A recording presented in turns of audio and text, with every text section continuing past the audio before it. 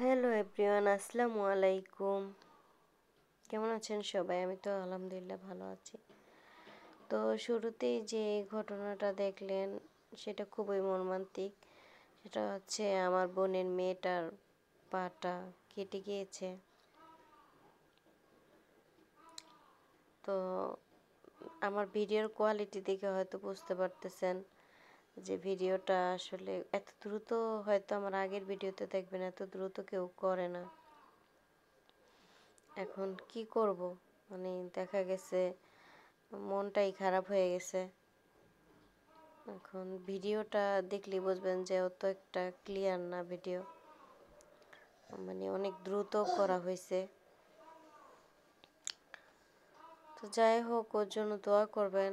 কেমনে কি হয়ে গেল, আসলে আনন্দের মাঝে যদি এরকম হয় তাহলে মনটা খুবই বেশি খারাপ হয়ে যায়। গেলাম হাসি খুশি,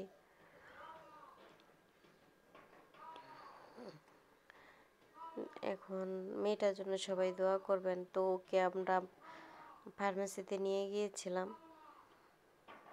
যার কারণে এখানে বেশিক্ষণ আমরা ভিডিও করতে পারিনি। আমি খুব দ্রুত টাইনা টাইনা নিতেছিলাম ভিডিও। তো আমার বোনের মেয়ের জন্য দোয়া করবেন। আর আমার বোনও পায়ের ভিতরে ফ্র্যাকচার হয়েছে, পায়ে ব্যথা পাইছে, পাটা ছেঁচা খাইছে আর কি পায়ে। তো যাই হোক, আমার বোনেরটা এখানে দিতে পারিনি কারণ ওর ব্যথাটা বাসায় যাওয়ার পরে বেড়ে গিয়েছিল।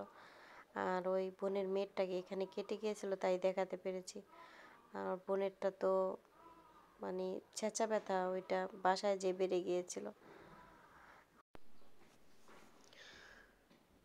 আসলে আমার মনটা ভীষণ খারাপ। ভিডিও যেটুকুই আছে, যেহেতু আমি ব্লগিং করি, ভাবলাম যে দুদিন ধরে ব্লগ ভিডিও দেই না, ভাবলাম যে ব্লগ ভিডিওটা দিই। তো ভয়েস দিতে খুবই খারাপ লাগতেছে কারণ এখানে যাওয়ার কথাগুলো মনে পড়ে যাচ্ছে। আসলে আনন্দের মাঝে এরকম হতে হবে জানি না, তাহলে তো আর যেতাম না। আমি এখন অনেক কিছুই ভেবে চিন্তে করি, যেমন আগে অনেক ঘুরতে যেতে ভালো লাগতো, এখন সবসময় ভয় ভয় করে যে কি হয়ে যায় না হয়ে যায়।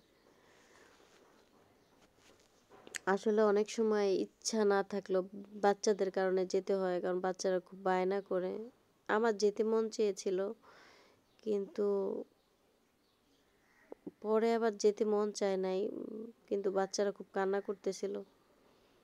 এই মেয়েটা, আমার মেয়ে, আমার বোনের মেয়ে, দুই মেয়েটাই কান্না করতেছিল, যার কারণে যাওয়া।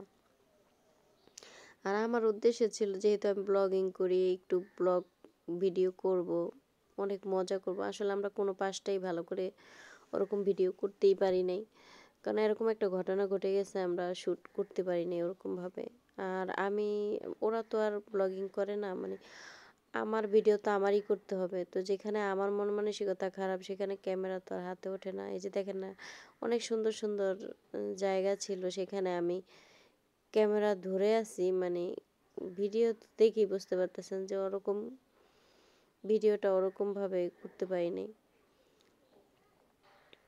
আসলে মন খারাপের মাঝে কি আর করতে চাইলেও কি হয়। তারপর আমার বোন বলতেছিল যে তুমি করে নাও, যেহেতু তুমি অনেক আশা করে আসছো, ভিডিও করে নাও। জানি না, আমি আমি এখানে দুবার এসেছিলাম। আরও 10-12 বছর আগে একবার এসেছিলাম, আর এখন গিয়েছিলাম আর কি। তো তখন আমার বোন তো প্রেগনেন্ট ছিল, এই বড় মেয়েটা ওর পেটে ছিল। তখন ও এরকম আসছিলাম ওকে নিয়ে, ও আর আমি আসছিলাম তখন ও ঘুরে পড়ে গিয়েছিল। তো তখন আমি ঘুরতে পারি নাই, তখন তো আর আমি ব্লগিং করি না। আর এখন যখন গেলাম সবাই একসাথে, আমার মেয়ে সহ আমরা গেলাম, এখন এরকম একটা ঘটনা ঘটলো। আসলে এই জায়গাটা আমি শুনেছি তেমন একটা ভালো না, আমার হাজবেন্ডের কাছে শুনছি ওরকম একটা, মানে সন্ধ্যার পরে যে সন্ধ্যা হয়ে গেছিল। আর আমরা অনেক মানে দেরিতে গিয়েছিলাম, মানে যখন বের হয়ে যাবে 5টা পর্যন্ত। তো যখন মানে আমরা 5টা পর্যন্ত, তো আমরা মানে আধা ঘন্টা মানে হাতে সময় নেওয়া যায় নাই, এরকম অবস্থা। আসলে সময় নিয়ে যেতে হয়। আর যদি 3টার দিকে যেতে পারতাম, আমরা 4টার পরে গিয়েছি, মানে আধা ঘন্টা হাতে ছিল আমাদের। আর একটা জায়গায় গেলে ঘোরার জায়গা আধা ঘন্টা কিছুই নেই, যেমন মেয়ের পাটা এরকম হয়ে গেছে।